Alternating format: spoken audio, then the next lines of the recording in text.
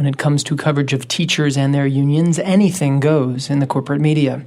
On September 11th, New York Times columnist Joe Nocera explained while, on the one hand, the corporate education reform movement doesn't have all the answers, quote, on the other hand, the status quo, which is what the Chicago teachers want, is clearly unacceptable.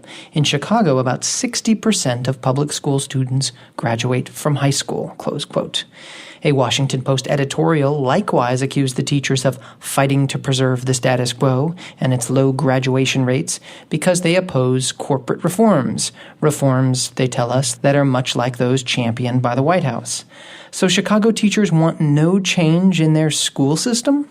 Of course, anyone who so much as glanced at the Chicago Teachers Union website could see these teachers actually want quite a bit to change. Smaller classes, more support staff, the closing of funding gaps between schools. To suggest that what teachers want is to maintain low graduation rates is absurd and offensive.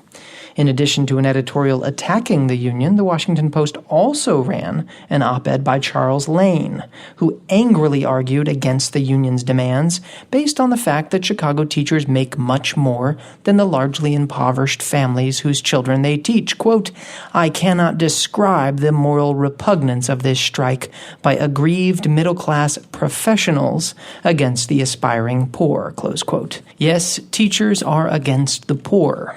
And in case you couldn't tell from my inflection, Lane put the word professionals inside quotation marks. Lane doesn't mention if he thinks journalists located in big cities with high poverty rates are grossly overpaid, but then journalists aren't teachers.